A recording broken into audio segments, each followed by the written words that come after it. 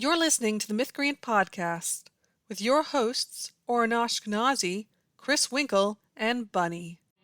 There was a castle by a waterfall with a pink and purple wall and a princess living there. She had no parents and was all alone. She got by on her own and she liked it pretty well.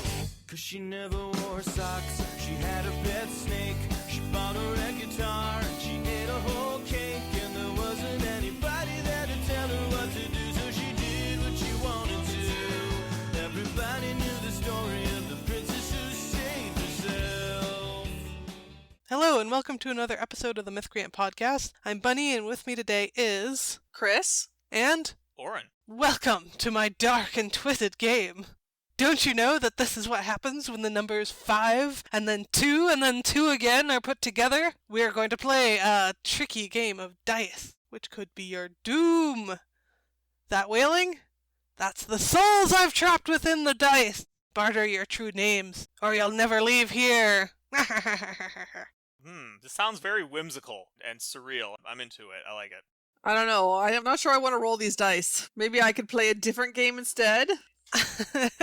Well, there's the spooky chessboard, and this rarely seen game of Uno that's also spooky. Spooky Uno reverse. Okay, I'm into that. I think I can make that work. But if at any time any of these sets come up, all threes, I turn into broccoli. And if you know my true name, then I become a mollusk. That's just how things work.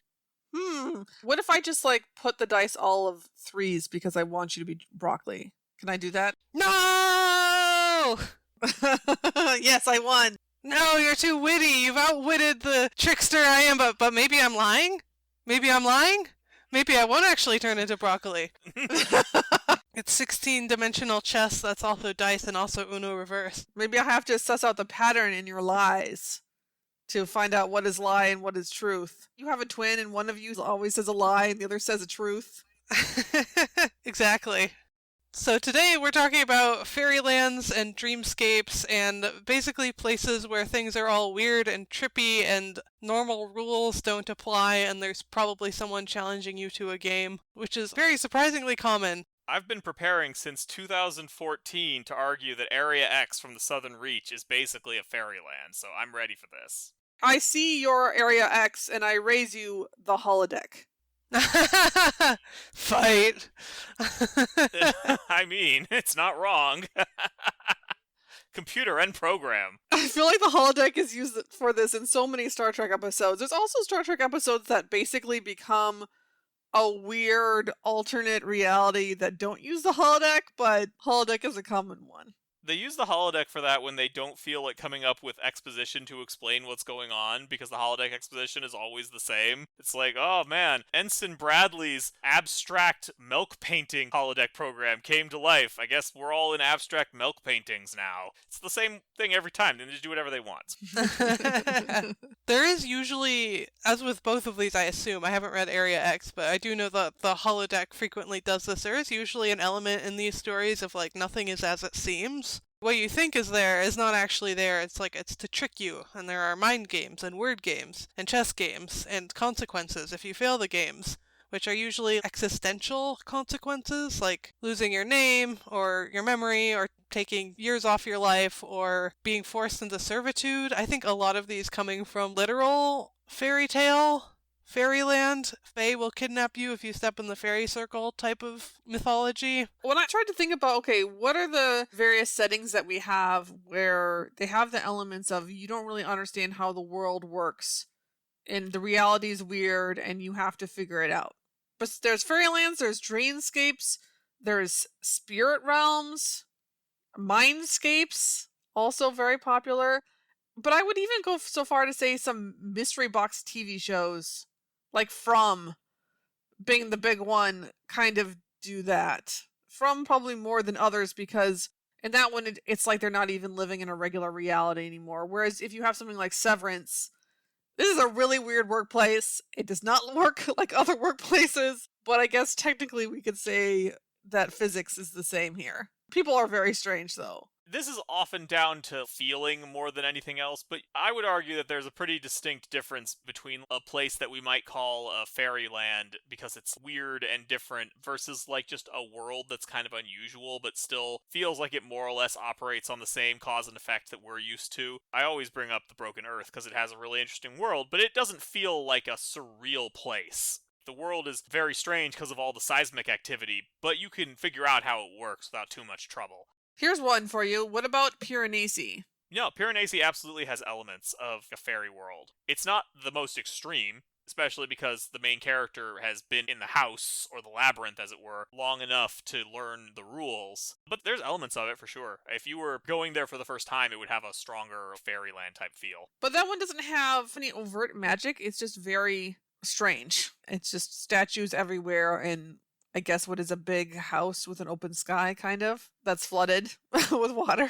You've got the really chaotic examples like Wonderland, and then your like slightly less but still pretty chaotic examples like Oz. When you see a bunch of munchkins, you don't really wonder what is their food production like. You don't ask the question, what do they eat? Because you know this is a world that does not have a good answer for that. I think the surrealism really is the distinguishing factor here to some extent. Because surrealism generally comes with low realism. And I think it's that low realism that kind of takes away the questions of like, okay, what do the munchkins eat? Because we're not doing something gritty and super realistic feeling. I wouldn't normally say that Oz would be kind of a dreamscape, but at the same time, there's no hard line there. It's just becomes surreal enough. And you can do stories where characters can move from the more real, grounded world into the weirder one. For example, if they were to go on some kind of Witch's Road as a possibility. Man, okay, spoilers for the end of Witch's Road for anybody who's not seen it. Which is Agatha All Along is the name of the show, in case anyone's curious. Yes, but the Witch's Road is what matters to me. I was so disappointed at the end of the show when we made that not real. And I understand that the reveal that the Witch's Road was kind of a on-the-spot invention fits other aspects of the show and is neat in its own way, but I just wanted the road to be a permanent part of the setting. That's all I wanted, and they took that away. Don't worry, Chris, because this is the MCU, so anything that was fake but popular will become real. And bring it back to life. Like, oh, I thought you thought that was dead, but actually, just go to alternate universe, and it's just like this universe, except for the Witch's Road is real. Don't you want more? Or they'll be like, well, actually, you thought that Teen invented the Witch's Road, but he was actually just channeling a much more ancient magic of a real Witch's Road. Don't worry, the Witch's Road can rise again whenever we need it. But part of the nice thing about Agatha All Along is that it didn't feel like the rest of Marvel. So, I don't know. It's like the zombie resurrection. Like, you loved somebody, and they were brought back, but they were brought back wrong. Do you not love it when Marvel brings back a thing you like, but not as good? Chris, you're terrible at consuming things. My favorite classic fairyland, as it were, is, of course, the Starrick realm from Spinning Silver. Oh, big surprise, Oren likes Spinning Silver. We never would have heard this one on the podcast before. I thought about that because we also started a series called Wicked Lovely that had kind of fairies that were initially invisible, and the protagonist learns more about that and kind of becomes a fairy. And I think one of the things that really distinguishes the Starrick, it's like, yes, they're in a separate universe, but it is the fact that Miriam has to learn how they work. And whereas in Wicked Lovely, the protagonist, she just doesn't have enough agency, and it never feels like she has to figure out the rules and then use them in a clever way. And I think that's one of the things that makes the Starrick realm just work so much better in Spinning Silver than it does for most of the other stories with Fae in them. Well, and the Starrick strike this very tricky balance between a world that is weird enough to be cool and novel, but also stable enough that people can live in it. Because I have seen other authors try that, and they tend to end up in, well, this place is either so weird that it feels like nothing matters, or it just seems like kind of a slightly more colorful version of the real world. What did you think about the Fairyland in Strange and Norrell? I know in that story there's a woman who half of her time is bartered away to a fairy, and so whenever she goes to sleep, she ends up in fairyland and has to dance all night. I haven't read the book in a long time. My memories are mostly of the TV show, so I'm going to go with that. The TV show is good. The miniseries, I think it's 6 episodes. I've never read the very, very long book, but the miniseries is great. Find someone who loves you as much as the people who made that show love the book. But I thought it was good. Again, it's not a place where you could go and spend long periods, because they use the fairy world in that show like spooky and creepy and weird. There's like a bizarro party that this girl has to dance at constantly, and that's kind of scary. She never gets to sleep. She wakes up in the morning and her feet hurt from dancing all night. That's mildly horrifying. It's very uncanny, I think, is the word I would use.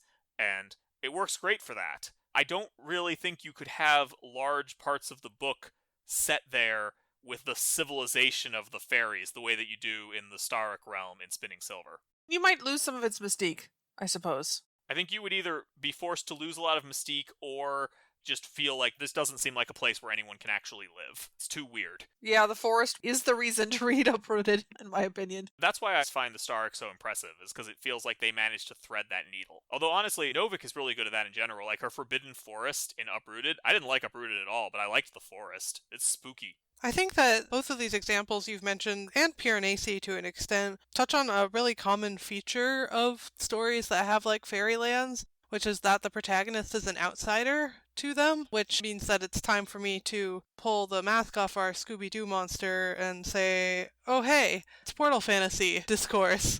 Let's see who you really are. Yeah. But it's true that a lot of like Fairylands, Dreamscapes, fairy stories types of things are portal fantasies because you kind of need an outsider who doesn't understand the rules for it to be Mysterious. Yeah, for the mystery, for the weirdness. I think having them be mysterious and really requires an outsider to come in and kind of give it that sense of mystique. And also, a part of the point is you have to learn the rules and you feel off balance. I think because a lot of them come from those like original literal fairy tales that are about like, don't go in the spooky woods because there are fairies there and they'll make you dance for them all night or whatever. There's some common features in a lot of these types of stories that the book Butcher of the Forest has pretty much all of, which is, I made a list. Let me go through the list really quick. Don't eat the food. A tricky guy wants to play games. It's all an illusion. Don't tell anyone your name. Spooky animals. Disembodied voices. Pretty things are evil. Recognizable things are fake. Children. Things come in threes.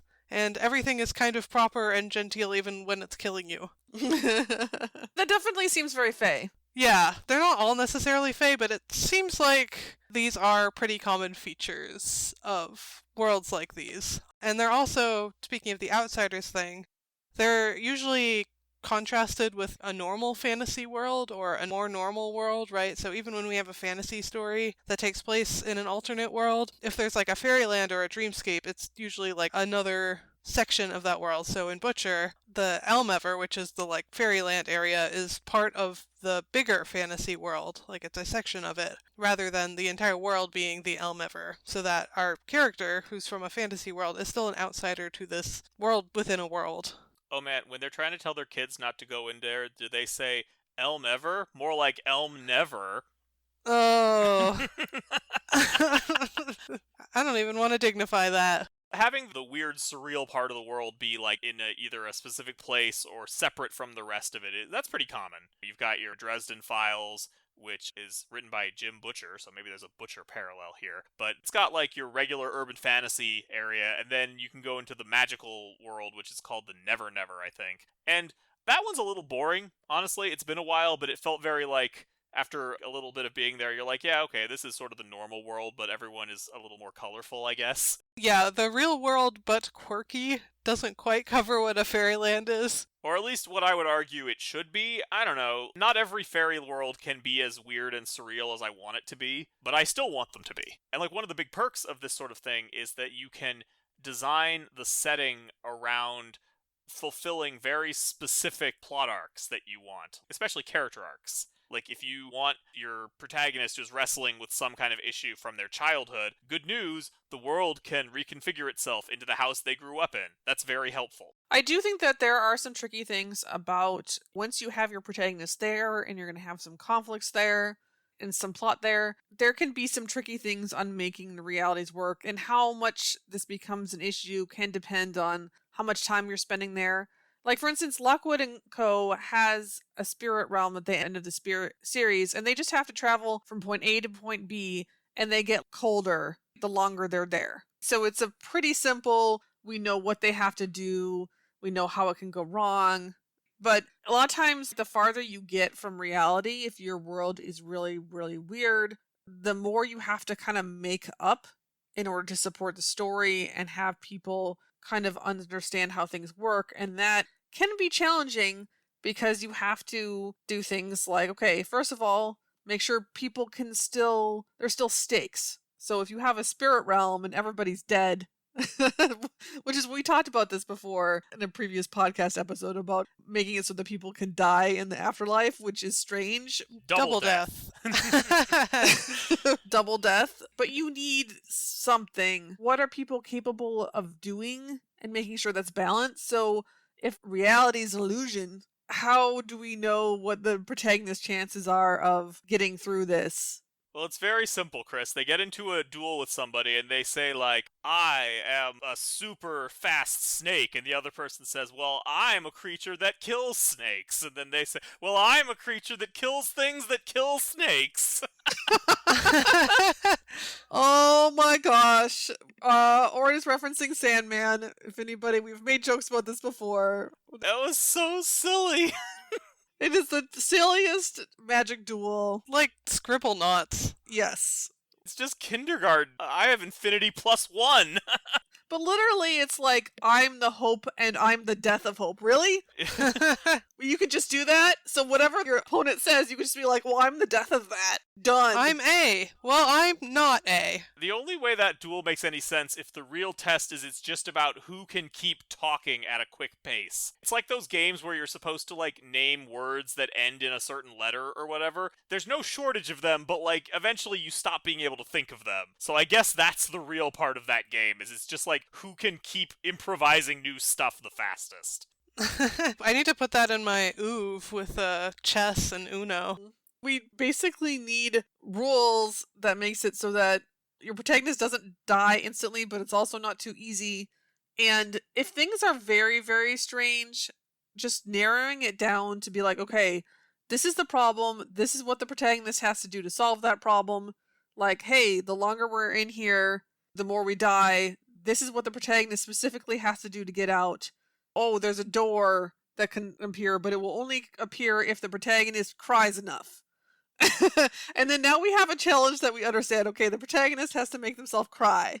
And now we've put it in terms that the audience understands. So we know what the conflict is and what we're trying to do and how hard that will be. Because otherwise, yeah, you get that fight where it's like, oh, okay, well, I summon a waterfall. Well, I summon a bunch of fire. And I would say that most of the time in these sorts of more surreal worlds, usually things like riddles, they need to solve a puzzle, or they need to admit something about themselves or whatever, those usually make for better conflicts than a kung fu fight. Yeah, it's usually about wits over, like, who has a bigger sword. Right, because, like, sword fights or gun fights or whatever, those all depend on physics to work.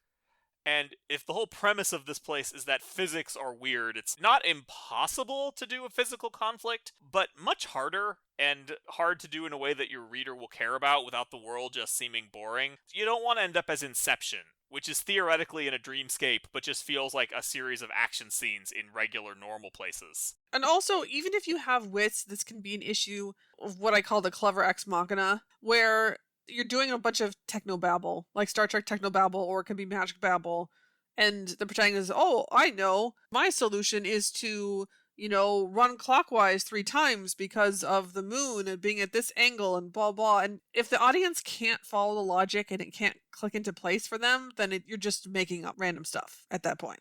The world might run on dream logic a bit, but your story still has to follow cause and effect. Otherwise, it's going to be a very frustrating experience. And Butcher of the Forest is a book that does this. There are weird rules, but the protagonist is clever about it. There's a scene where she has to play dice with a tricky fox man for her soul or whatever, and she's clever about it. What happens is that the fox man is like, we'll do best of two, and she's like, what if we tie? And he's like, well, we won't tie. And so she's like, oh, he's going to cheat. And so she cheats, and it's like, okay, she gamed the system. She learned information by doing something clever, and then she exploits it, and that gets her further along the path that she needs to go. If it were just the Foxman is going to play dice with me, but instead of playing dice, I howl at the moon for 2 minutes and he lets me go. That would make a whole lot of sense. If I was playing dice with someone and they just started howling, I would probably encourage them to leave, to be fair. I think that would work on me.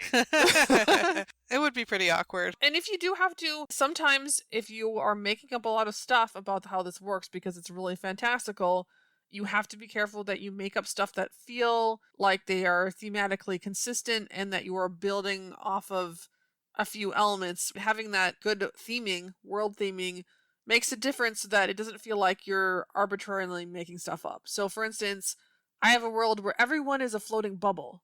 And wait, I need a reason why these two bubbles don't pop when they run into each other, like normal. It's like, okay, well, the supercomputer designed them not to.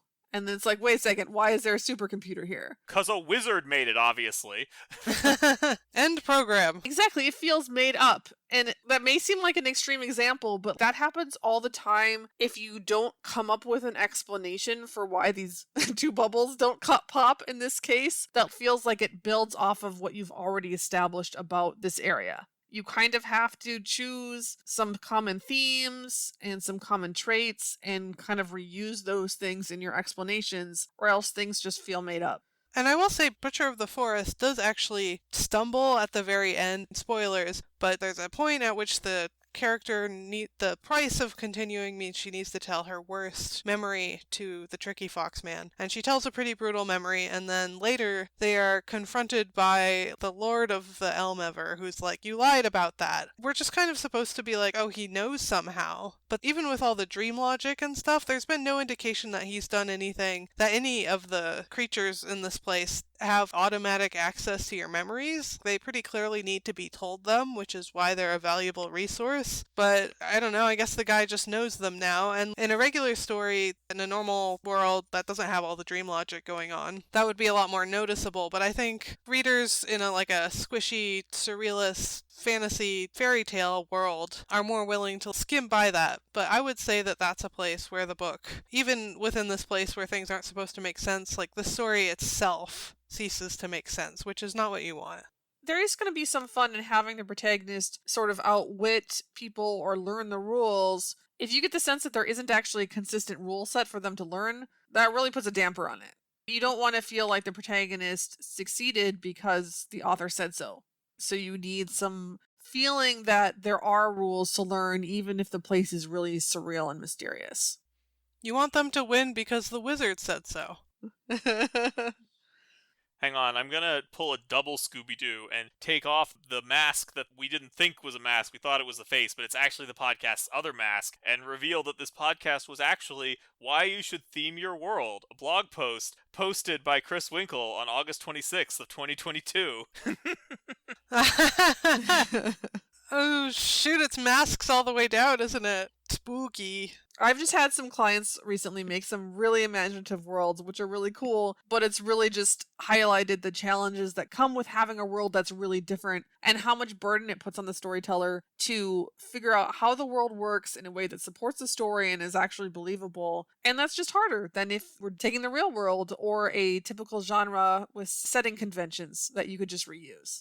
I've had some clients who I think have been led a bit astray by the current state of the romantasy market with the way that it portrays fae as just kind of asshole magic people. So as a result, their fairy worlds are kind of boring because there's just not a lot going on. It's just normal people live here except they're wizards and they're jerks is the entirety of what makes fae different. I think that happens a lot when you have some starting works in the genre and then you have people copy it. A lot of times some of the magic is lost and it almost becomes more cursory. It's like the difference between Lord of the Rings that spends a lot of time building up things like the elves and making them feel magical, and having a current fantasy where like elves just walk in. And it's not that those elves that just walking in are bad, but now they don't have nearly the mystique that they did in Lord of the Rings because they're just familiar and we're not spending all this time setting them up. I think there is a common pattern when something becomes popular and people repeat it a lot, it becomes more and more like cursory and less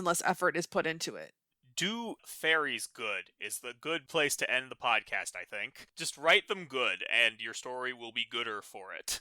If you enjoyed your time in this land of the Mythcreant podcast, consider supporting us in the mysterious land of Patreon at patreon.com/mythcreants.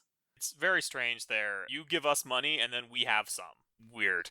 The rules! Can you figure them out? Before we go, I want to thank a couple of our existing patrons. First, there's Amon Jaber. He's an urban fantasy writer and a connoisseur of Marvel. Then there's Kathy Ferguson, who's a professor of political theory in Star Trek. We will talk to you next week.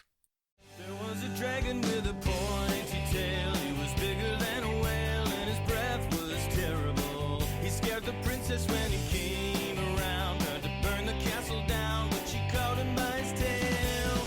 Then she tied him to a tree so the dragon couldn't fly. She told him he was mean, and it made the dragon cry. When he finally apologized, she offered him some tea. He accepted it graciously. Now he visits every weekend with the princess who saved herself. This has been the Mythcreant podcast. Opening closing theme, The Princess Who Saved Herself by Jonathan Colton.